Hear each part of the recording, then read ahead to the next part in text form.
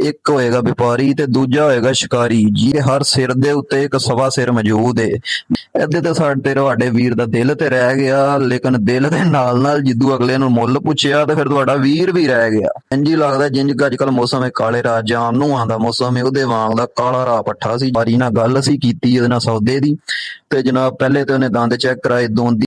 ਬਿਸਮਿਲ੍ਲਾਹਿਰਰਹਿਮਾਨਿਰਰਹੀਮ। अस्सलाम वालेकुम ਵੀਰੋ ਤੇ ਭਰਾਓ, ਸੋਹਣੇ ਦੇ ਚੰਨ ਮੱਖਣੋ। ਅੱਜ ਅਸੀਂ ਆਏ ਹੋਏ ਹਾਂ ਸਿਆਲਕੋਟ ਦੀ ਬੱਕਰੀ ਮੰਡੀ ਦੇ ਵਿੱਚ। ਵੀਰੋ ਅੱਜ ਤੁਹਾਨੂੰ ਮੰਡੀ ਦੀ ਸੈਰ ਕਰਨੀ ਵੀ ਤੇ ਤੁਹਾਨੂੰ ਕਰਾਣੀ ਵੀ ਹੈ, ਔਰ ਨਾਲ ਨਾਲ ਤੁਹਾਨੂੰ ਮੰਡੀ ਦੇ ਹਾਲਾਤ ਔਰ ਵਾਕਿਆਤ ਵੀ ਸੁਣਾਣੇ ਨੇ। ਵੀਰੋ ਇਹ ਮੰਡੀ ਜਿਹੜੀ ਏ, ਇਹ ਸਿਆਲਕੋਟ ਦੀ ਬੱਕਰੀ ਮੰਡੀ ਹਰ ਇਤਵਾਰ ਵਾਲੇ ਦਿਨ ਪਸਰੂਰ ਰੋਡ ਸਟਾਪ ਬੜਿਆਣਾ ਤੇ ਲੱਗਦੀ ਏ, ਠੀਕ ਹੈ। ਔਰ ਮੰਡੀ ਦੀ ਗਹਿਮਾ ਗਹਿਮੀ ਔਰ ਰੌਣਕ ਵੇਖ ਕੇ, ਹਰ ਤਰਫ ਚਮਕ ਦਮਕ ਵੇਖ ਕੇ ਇੰਝ ਹੀ ਲੱਗਦਾ ਇਹਦੇ ਵਿੱਚ ਦੋ ਤਰ੍ਹਾਂ ਦੇ ਬੰਦੇ ਤੁਹਾਨੂੰ ਨਜ਼ਰ ਆਉਣਗੇ ਜਾਨਵਰਾਂ ਤੋਂ ਇਲਾਵਾ, ਜਿਨ੍ਹਾਂ ਦੇ ਵਿੱਚ ਦੋ ਤਰ੍ਹਾਂ ਦੇ ਬੰਦੇ ਕਿਹੜੇ ਨੇ, ਇੱਕ ਹੋਏਗਾ ਵਪਾਰੀ ਤੇ ਦੂਜਾ ਹੋਏਗਾ ਸ਼ਿਕਾਰੀ। ਜੀ ਬਿਲਕੁਲ ਤੁਸੀਂ ਸਹੀ ਸੁਣਿਆ ਕਿ ਇੱਕ ਵਪਾਰੀ ਹੈ ਜਿਹਨੇ ਵਪਾਰ ਕਰਨਾ ਹੈ, ਦੂਜਾ ਸ਼ਿਕਾਰੀ ਹੈ ਜਿਹਨੇ ਸ਼ੌਕ ਕਰਨਾ ਹੈ। ਹਰ ਤਰਫ ਗਹਿਮਾ ਗਹਿਮੀ ਵੇਖ ਕੇ ਇੰਝ ਹੀ ਲੱਗਦਾ ਹੈ ਕਿ ਹਰ ਸਿਰ ਦੇ ਉੱਤੇ ਇੱਕ ਸਵਾ ਸਿਰ ਮੌਜੂਦ ਹੈ। ਬਿਲਕੁਲ ਸਹੀ ਗੱਲ ਹੈ, ਕਿਉਂਕਿ ਕੋਈ ਆਪਣਾ ਸ਼ੌਕ ਵਗਾ ਰਿਹਾ ਹੈ ਤੇ ਕੋਈ ਆਪਣਾ ਕਾਰੋਬਾਰ ਚਮਕਾ ਰਿਹਾ ਹੈ। ਹਰ ਤਰਫ ਇਹੋ ਹੀ ਆਲਮ ਹੈ, ਕਿਤੇ ਬੈਸੋ ਬੈਸੀ ਚੱਲ ਰਹੀ ਹੈ, ਕਿਤੇ ਸ਼ੌਕ ਹੋ ਰਿਹਾ ਹੈ, ਕਿਤੇ ਜਾਨਵਰ ਵਹਾ ਕੇ ਕਾਰੋਬਾਰ ਕੀਤਾ ਜਾ ਰਿਹਾ ਹੈ।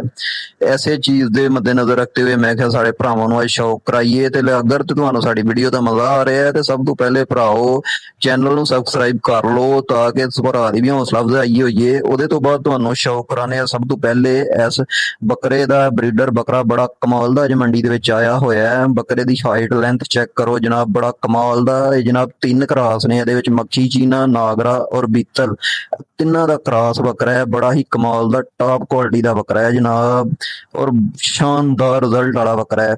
ਉਹਦੇ ਤੋਂ ਅੱਗੇ ਆ ਗਈ ਹੈ ਨਾਗਰੀ ਪੱਠ, ਪਿਓਰ ਨਾਗਰੀ ਪੱਠ ਹੈ ਵੀਰੋ, ਬੜੀ ਕਮਾਲ ਦੀ ਪੱਠ ਹੈ। ਇਹਦੇ ਨਾਲ ਜਾ ਕੇ ਜਦੋਂ ਵਪਾਰੀ ਨਾਲ ਗੱਲ ਅਸੀਂ ਕੀਤੀ ਉਹਦੇ ਨਾਲ ਸੌਦੇ ਦੀ, ਤੇ ਜਨਾਬ ਪਹਿਲੇ ਤੇ ਉਹਨੇ ਦੰਦ ਚੈੱਕ ਕਰਾਏ, ਦੋਂਦੀ ਸੀ, ਬਿਲਕੁਲ ਯੰਗ ਬਲੱਡ ਪੱਠ ਸੀ ਇਹ। ਲੇਕਿਨ ਬਾਅਦ ਫਾਈਨਲ ਹੋਣ ਤੋਂ ਪਹਿਲਾਂ ਪਤਾ ਲੱਗਾ ਜੀ ਪੱਠ ਤੇ ਆਲਰੇਡੀ ਸੇਲ ਹੋ ਚੁੱਕੀ ਹੈ।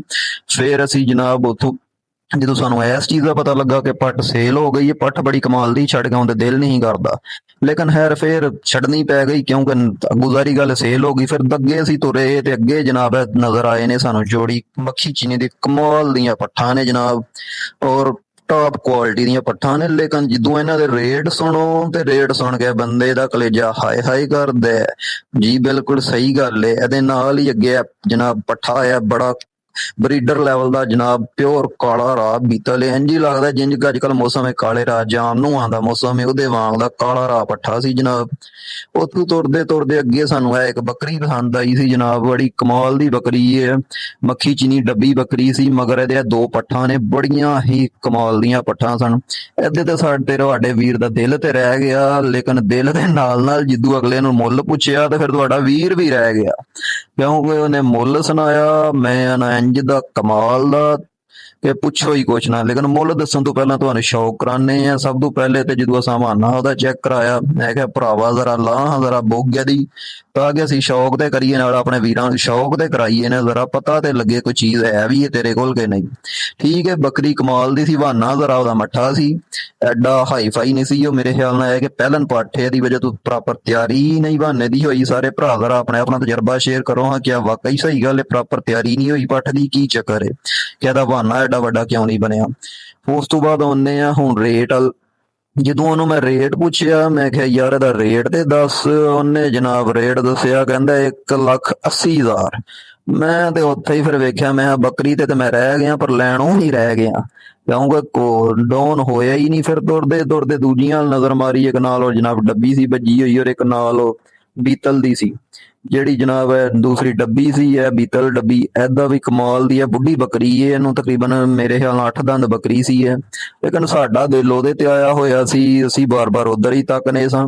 ਇਹਦਾ ਵੀ ਜਨਾਬ ਬਾਕੀ ਹੈ ਕਿ ਸ਼ੌਕ ਕਰੋ ਸਾਰੇ ਭਰਾ। ਹਵਾਨਾ ਜਿਆਦਾ ਕਮਾਲ ਦੇ ਸੂਆਂ 'ਚ ਪਈ ਬੱਕਰੀ ਹੈ, ਸਿੱਧੂ ਜ਼ਰਾ ਮਾੜੀ ਹੈ, ਲੇਕਿਨ ਹਵਾਨਾ ਥਾਂ ਨਿਸ਼ਾਨ A1 ਟਾਪ ਕਲਾਸ ਦੇ ਸਨ।